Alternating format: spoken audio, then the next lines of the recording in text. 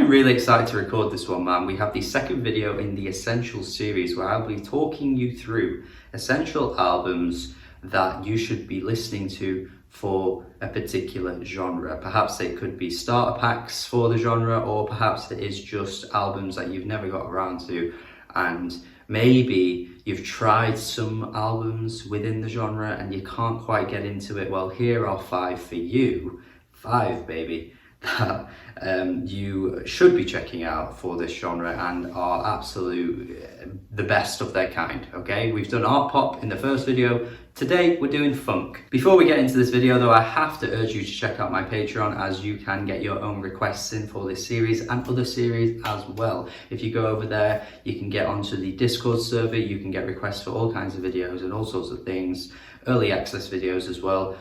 Go check it out, please. It would be fantastic to see more people over there supporting me. Right, let's get into it then. We've got the funk genre. This time around, we don't have any odd connotations attached to the word funk, to be honest. Funk is just the best descriptor for the music that you're going to hear. As we talked about with art pop, the term art pop is a bit pretentious. Some artists don't really like being labelled as that.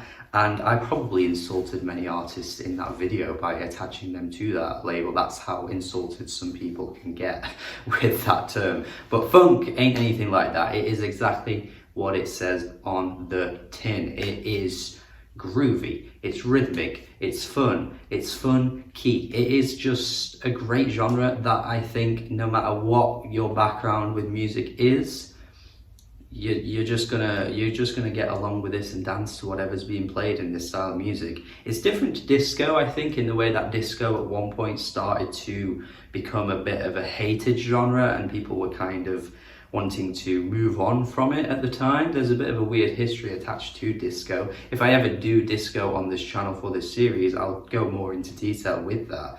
But funk has lived on forever. Funk is still really ringing in today's music, you know, and I will talk about some samples that are being used today from some of these albums to prove that as we go through this video. So to me, these are essential albums, but I could have gone way more than 5. And this is the thing with this series, I don't have to keep it one video. I can do latest videos down the line and give you even more albums. And I think funk could be a genre to do that for, because it really crosses into a lot of genres. Hip hop has been inspired by funk over the years. So many insane samples have been used in classic hip hop songs.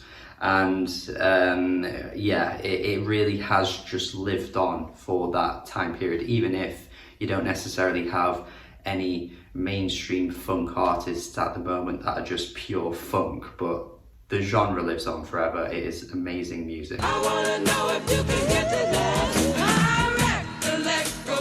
Kicking off with the band that literally has funk in their name. Are you joking? If I didn't include these on an essentials list, I would have probably had to discard this entire channel and give it away. Okay, I would have had to do that. But Funkadelic, along with Parliament as well, were the 2 acts that at the time were considered some of the most influential of their kind. Now, I've actually only gone with one of those artists in this video, and I think you could have an entire Parliament catalogue, their entire discography on this list. I'm sure you could. But I'm sticking with Funkadelic. I think Funkadelic have had more of an impact on me in terms of what I like in music, and have become a bit more brave with the way they present their music too, particularly on the album Maggot. So if you were hoping to see Parliament, they have just gotten a bit of an honourable mention in this video, to be fair, but they're not actually going to appear on the albums, but Funkadelic are. And Maggot is one of the boldest opening tracks of any album I think ever. The way they start with the mammoth 10-minute song that is just so sprawling and psychedelic and twirling and fizzling and sizzling and all over the place. You could honestly, for this track alone, put this on a psychedelic list, if anything, because this track is unbelievable with the way it just sounds so dizzying. It is just an absolute momentous song of any band's discography. To start your album off with a song like this is crazy. Songs usually end on this song. They started the album with this song. And if that wasn't enough, you basically just get some of the most fun and grooviest funk tracks to follow it after that as well. Can You Get to That, which is an absolute iconic classic, which is just so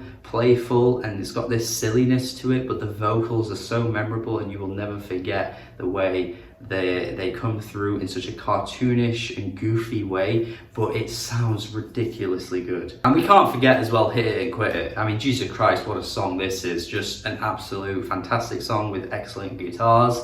That's the thing that we're going to hear a lot of in this video, guitars.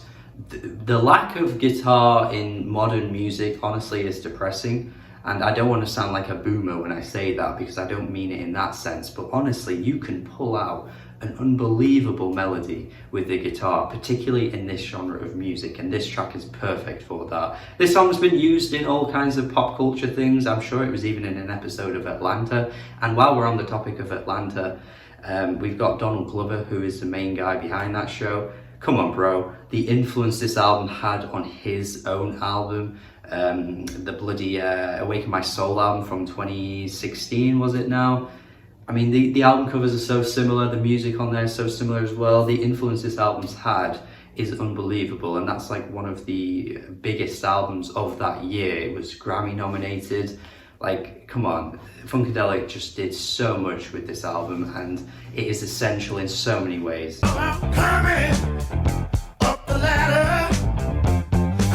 Right, this next one to me is like an immediate one that comes to mind when I want to talk about funk, when I think about funk music. And yet I just feel it doesn't really get that kind of reputation. It is acclaimed, people know it and people love it, and you know, it is considered a great album. I'm not trying to say that it's, you know, underrated. I just think it might be a bit overlooked, because to me this is like as essential to its own genre as essential as like Kate Bush is to art pop. And Kate Bush is such a famous, well-known singer, songwriter, amazing musician and amazing talent. But this album is the equivalent to like Hounds of Love for its respective genre. This is how important Go For Your Guns is. I just don't understand why this might not get mentioned as much as, say, other albums in this style of music. Once again, we are talking about the guitars, guys. Voyage Atlantis, are you joking? That song sounds unbelievable from a production standpoint. It is so rich in its sound, like holy shit. And then you've got just the absolute fantastic funky tracks as well throughout this album. The final track is just basically an instrumental song. It does sound quite similar to the previous track on the album, but even that being said, it sounds great as well. And this is where we're going to start bringing up the samples, because my friends, there are like 95 million samples that are famous just from one Isley Brothers album alone. Like you are finding so many famous samples within one album, within one song. It is insane. The Isley Brothers live on forever, particularly in the world of hip hop. But Jesus Christ, they have inspired and been used in other genres as well. But Footsteps in the Dark, my God. Not only has that been used in the Ice Cube track, It Was a Good Day, but it's also been used by Thundercat as well. I don't think I've ever known an artist to just be so widespread in one particular genre, or in any kind of genre, that is as close to the Isley Brothers. Like, their influence lives on like crazy, and it is an absolute essential album. It is so stellar. The music is sublime, the vocals are fantastic. This has got to be mentioned immediately when we're talking about funk music. And the best thing about it is, I could have said about 4 albums from these guys. That's how good they are.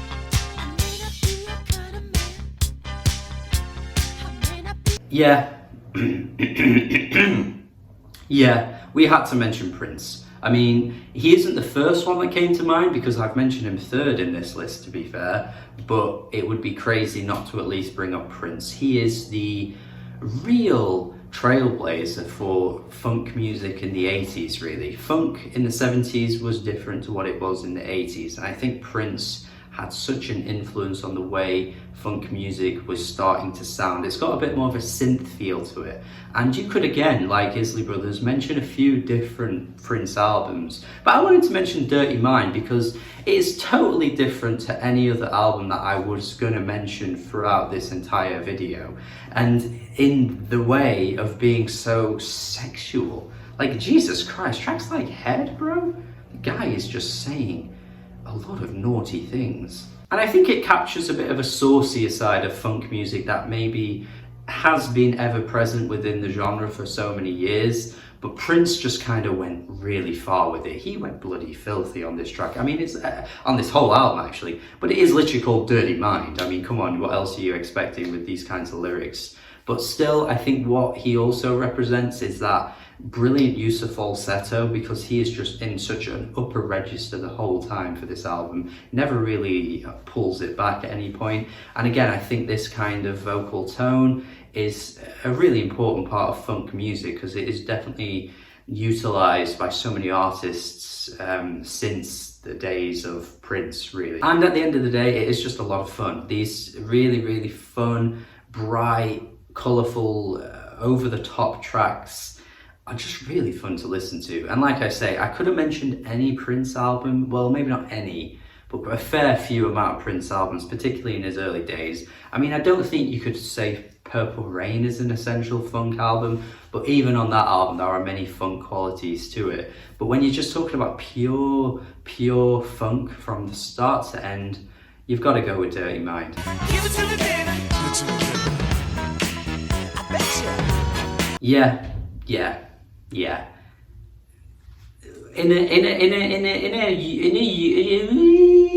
a parallel universe, Rick James would be as big as Prince, and Rick James would probably be as big as Michael Jackson. Now, I have to caveat that with the fact that there are some dubious and dodgy allegations and behaviours that have been attached to Rick James over the years that probably have held him back. And I am not endorsing him as a person if those things are true, and if those things are, to be proven or anything like that.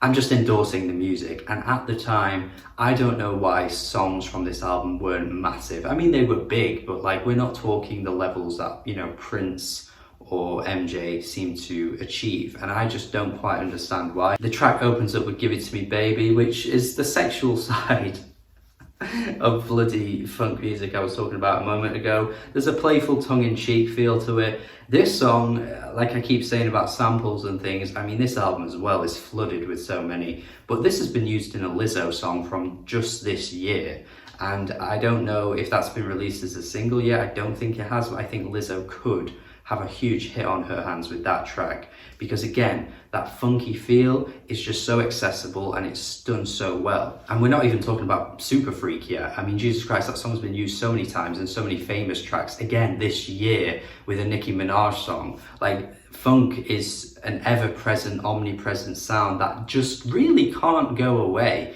And I think the fact that we're so far into the future beyond the funk days, that we're still seeing songs from the funk genre being sampled in #1 hits, just kind of proves that. And look, at the end of the day, the album itself is just so bloody brilliant, and that we just have so much greatness, again with the guitar, the vocals, there's so much character and charisma to what Rick James presents on this album. It's just fun from start to end. It's so good. I used to not like this album that much, but I don't know why I ever didn't. It's fantastic. And even tracks like Mr. Policeman honestly have a bit of a political angle to them as well, which is pretty brave for its time period. I mean, there were artists at that time and before him that were doing songs like this, but when you hear the lyrics and hear songs from today, especially in hip hop, you see the parallels, and you kind of have to say that Rick James maybe was a bit of ahead of his time. But yeah, again, flooded with so many famous samples throughout, flooded with so much great music. This is an essential funk album, absolutely, for sure.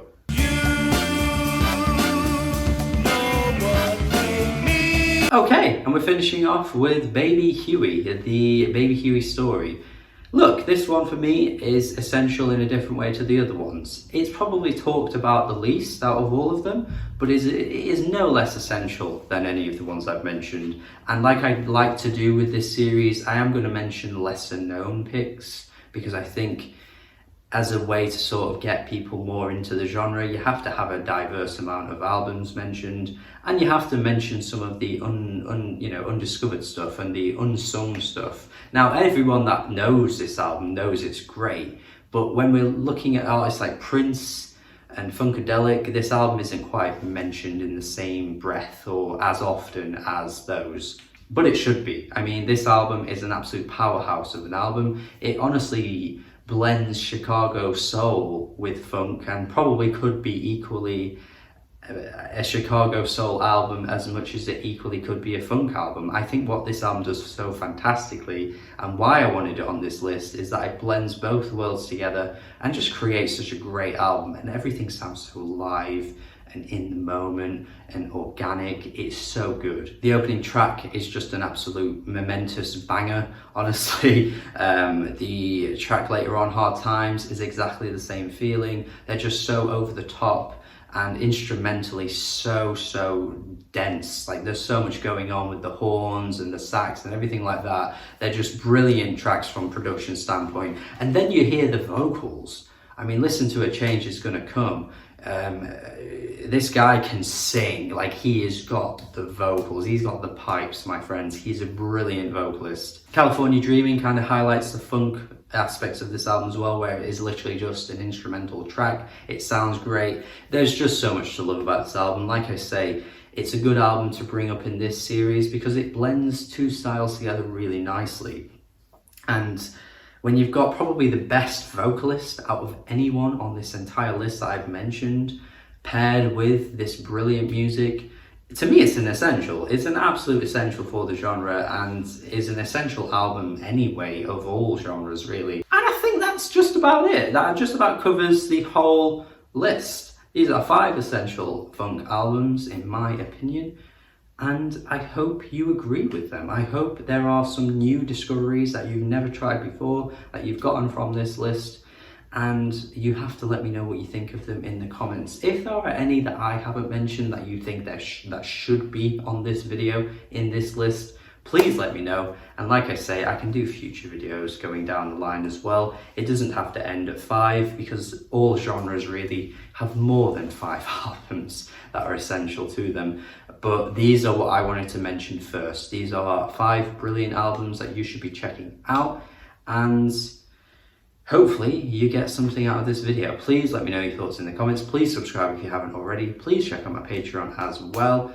Have a good day. Hopefully you're enjoying this series, because I'm enjoying recording these videos. It's so much fun, and I hope you're having fun as well. So have a good day, and goodbye.